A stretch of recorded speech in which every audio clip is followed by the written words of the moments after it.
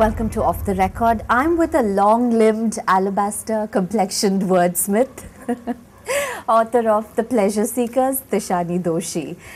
I enjoyed the book so much, I can't tell you. I read it in one sitting. I'm sure you've heard a lot of that, so you're probably sick and tired of all these compliments. Thanks, Anuradha. That means a lot. Thank you. I thought before we start the conversation, I must share with you a little anecdote. I've known Tishani for over a decade now. And the first time I saw her was at the Culture Cafe at the British Council, and you were a wee little girl. You were really painfully young, and look at you now rubbing shoulders with J.K. Rowling, who also is published by Bloomsbury. So how does it feel, all the success? It feels sort of, I feel quite removed from the whole thing, because I think I've been working towards this for a long time alongside doing poetry and dancing, and it just feels like a mixture of relief and, of course there's an element of joy that I've come to the end of something that I really struggled with at points. But, I just feel, very content that I can actually now move on and do something else. 8 years is a really long time. I was at Tishani's book launch a couple of days ago. Very nicely done. She was in conversation with a singer called Sushila Raman. I thought it was a very unfussy, very warm affair, So, and you said that the book took you 8 years. That's a real long time. It is, but I think it's misleading, because 8 years makes it sound like I've been working away every day for 8 years, in which case, it would be like some kind of different book. But for me, when I say, I set it aside for long periods of time, and then I'd go back to it. So I worked at it intensely for a few weeks, and then put it aside. So in a year, I would say work a few months on it. And that's just the way that it evolved, and how much time it needed to breathe, as opposed to me actually writing. Yeah, because you have been very prolific. Tishani is a journalist, she's a dancer, she's a poet.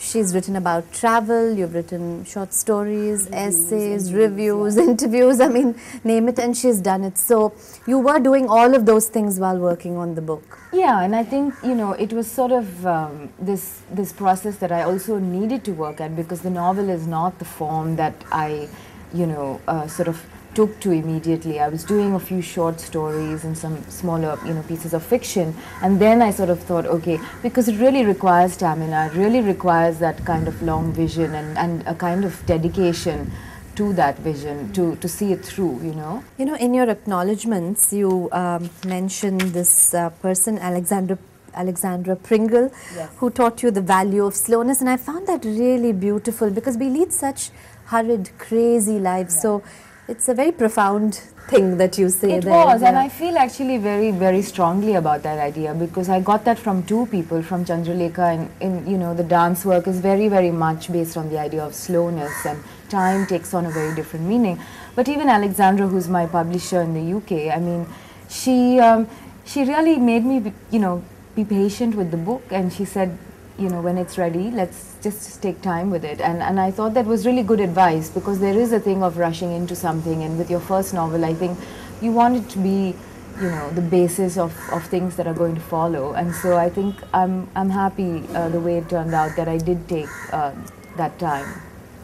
Now, I'm thinking maybe we should tell our viewers a little bit about the book. So would you like to give us a tiny synopsis, as it were? Okay, I sort of haven't really got the proper strap line ready for the book, but I think basically for me this was a love story, and I wanted to explore the idea of a hybrid family, given that was my own sort of background, and these two very interesting cultures of the Welsh and the Gujarati, and then juxtaposed onto the Madras context, And then I wanted to explore the idea of family and home, and beginnings and endings, and exploring the sort of generation before and the generation after. But at the heart of it, it's a love story. Now, Tishani, for those of you who don't know, is her mum is Welsh and her dad is Gujarati.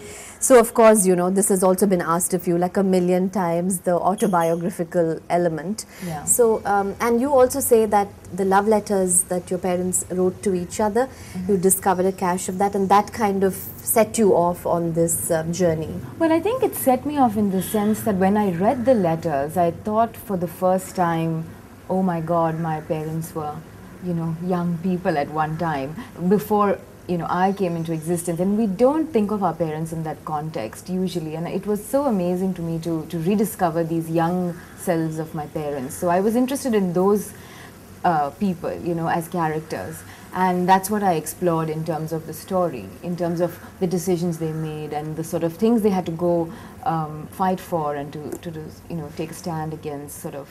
So that was something. But the biographical element, I think it's always that sense that you haven't worked nearly as hard as somebody who's writing about something else, or that it's too easy to take it. But I do think it's, I don't, yeah, I think it's I don't harder, mean that actually. at all. No, It's I very know. hard. But it's actually harder because you're kind of struggling to take the sort of things of reality and to kind of make it into something which is more than just the truth. I was not interested in memoir. No, I think this is very, very difficult because there's also the balance between what you can say, what you shouldn't say, the truth, the illusion. I think it's a very fine line. It is.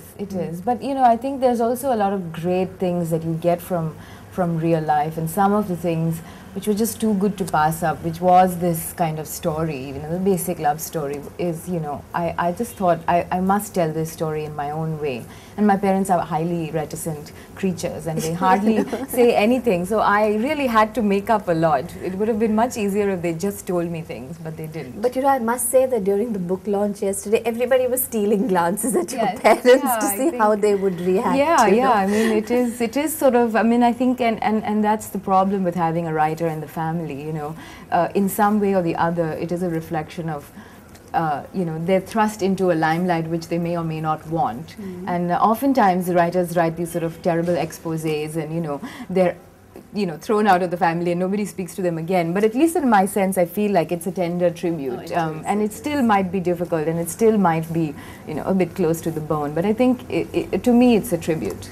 I must tell you that you have to read this book because it's very beautiful, it's very lyrical. In fact, yesterday, Kamini of Penguin, I don't know if she was borrowing someone else's words or whether she said it. She said it's a poet's novel. And I thought that was a very apt description. Because it's a novel that's full of beauty and grace and wisdom from somebody this young. So let me congratulate you again. But we are going to come back after a break. We'll look at Tishani's writing career, where she studied, what she's going to do next, but just after a short break.